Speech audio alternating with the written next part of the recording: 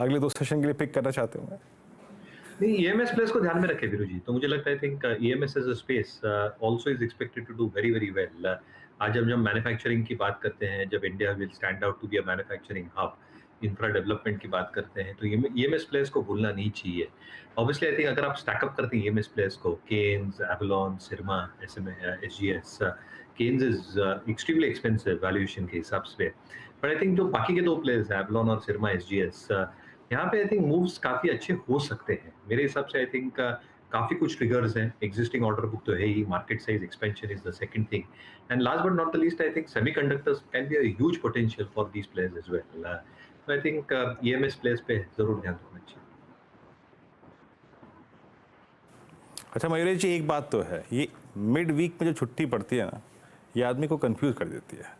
रणनीति क्या बनाएं, कैसे स्ट्रीट बाजार को चेस करें, और उससे भी बड़ी बात जानते हैं क्या है, आदमी मेंटली बहुत टायर्ड हो जाता है, बहुत ज़्यादा टायर्ड हो जाता है, क्योंकि आपका दिमाग है ना उस हिसाब से प्लेस हो जाता है कि ठीक है यार, एक दिन की छुट्टी है, अब 2 दिन की रह गए, मतलब इतना कन्फ्यूज़न और मेंटली आदमी इतना टायर्ड हो जाता है इस छुट्टी के चलते कि पूछिए मत। बहरहाल एक बार डायरेक्टर साहब निफ्टी एफएमसीजी रखिएगा स्क्रीन पे, इससे पहले कि मैं डेरिवेटिव स्टैट्स की तरफ जाऊं, मतलब आज की ब्रेथ को देखूं।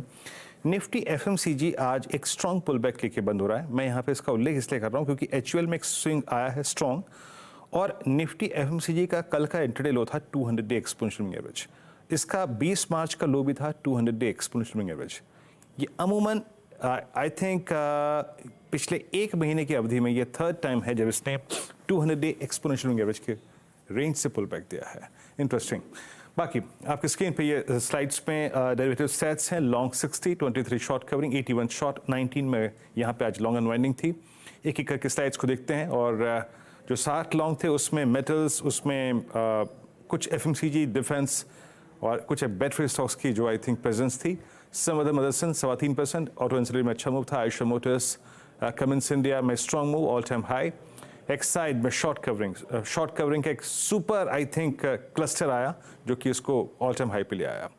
जी एंटरटेनमेंट, लॉरस लैब, प्रकाशा की कॉल, इंडिया सीमेंस और HL at all time high short covering. और अगले स्लाइड में आएंगे तो हम देखेंगे short buildup, Mphasis, Infosys, Gujarat gas, Coforge, PNB, mid cap IT, large cap IT. Worst day I think 28 June 2023 के बाद first time 200 day exponential moving average के नीचे इतना बड़े फ्रैक्शन के साथ क्लोज होता हुआ। लॉन्ग अनवाइंडिंग मेट्रोपोलिस हेल्थ में और ओरेकल फाइनेंशियल्स में, बजाज फिनसर्व में, एयू स्मॉल फाइनेंस बैंक में और क्रॉम्पटन में भी आज पेन रहा। निफ्टी एफएमसीजी, एचयूएल ये वाकई इस वक्त स्क्रीन पे अपीयर होते हुए, और जहां तक इस आज का सेशन का सवाल है, दोनों इंडस्ट्रीज ने 50 डिमा को छू लिया, लेकिन उसके बाद निफ्टी बैंक पूरी तरीके से इस एक्सपायरी डे में ऑप्शन राइटर्स के ग्रिप में रहा। मेरे ख्याल से विन विन सिचुएशन थी ये। आज बाजार खुलते ही साथ जिसने 47,500 की कॉल बेच दी और 47,300 की या फिर 47,500 का जोड़ा भेज दिया। खैर, अब एक दिन के विलंब के बाद आपसे फिर मुलाकात होगी, लेकिन उससे पहले इस क्लोजिंग को समझ लेते हैं। आइए हर्षिता के पास बड़े वॉल पे चलते हैं। Harshita, over to you. उससे पहले वीरू, बैन की लिस्ट में 2 और नाम शामिल, एक और नाम शामिल होता हुआ दिखाई देगा, वोडाफोन आइडिया का, और 2 जगह जो खाली होंगी, एक तो इंडिया सीमेंट जहाँ पर पोजीशन थोड़ी सी हल्की हुई हैं, और दूसरा एक्साइड कल ही बैन में आया था, ये अब बैन से बाहर होता हुआ, और इंडिया सीमेंट दरअसल शायद वहाँ पर पोजीशंस कूल ऑफ हुई हैं, तो वो भी बैन से बाहर निकलता हुआ दिखाई देगा। ये आपके लिए वो बैन का अपडेट है, लेकिन मार्केट का एक्शन आपकी स्क्रीन पर आ जाएगा, जहाँ पर आज निफ्टी बैंक ने नीचे खींचा है मार्केट को, और निफ्टी बैंक के साथ साथ निफ्टी आईटी ने भी काफी गहरी चोट पहुंचाई है।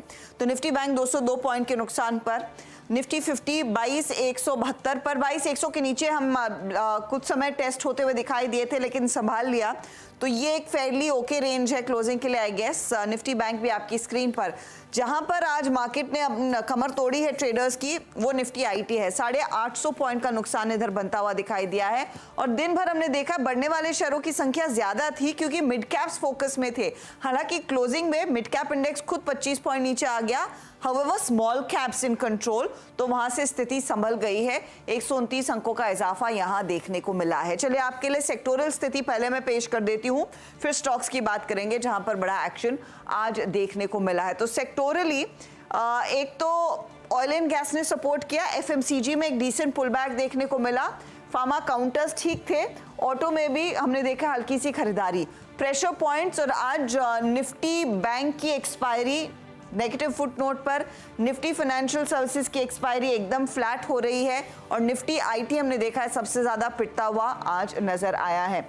अब स्टॉक्स पर आते हैं जहां पर वो गहरे क्रैक्स देखने को मिले हैं। एक तो आपका इन्फोसिस जाते जाते यहाँ पर पोजीशंस और कटी हैं, टॉप लूजर के तौर पर 3.5% नीचे, LTI Mindtree 3% नीचे, इसके साथ ही विप्रो में करीब 2-2.25% की गिरावट और HCL टेक भी 2% गवाकर ही जाकर टिक रहा है। TCS में भी हमने देखा है करीब 1.5% तक का नुकसान देखने को मिला है, तो पूरा IT पैक कमजोर कड़ी थी मार्केट के लिए। इंडसइंड बैंक, बजाज फिनसर्व जैसे काउंटर्स, L&T जैसे काउंटर्स, और बैंक्स में अगर आप फोकस करें तो SBI, ICICI बैंक जैसे स्टॉक्स, बजाज फाइनेंस जैसे स्टॉक्स, एक्सिस जैसे काउंटर्स में हमने देखा है आज फिर से बिकवाली बढ़ती हुई दिखाई दी। हालांकि कोटक ने खुद संभालने की कोशिश की है, तो 1800 के आसपास का क्लोज, एक फ्लैट क्लोज है। HDFC बैंक में तेजी की पोजीशंस आई, 1.5% तक का इजाफा देखने को मिला है।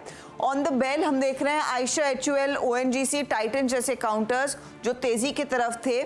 रिलायंस इंडस्ट्रीज हल्का सा ही सही लेकिन पॉजिटिव टेरिटरी में जाकर क्लोज हो पाने में कामयाब रहा है। तो 22,176 पर आज का क्लोज निफ्टी 50 का आ रहा है 95 अंकों की गिरावट पर, और निफ्टी बैंक 178 अंक नीचे जाकर क्लोज हो रहा है 47,600 के करीब।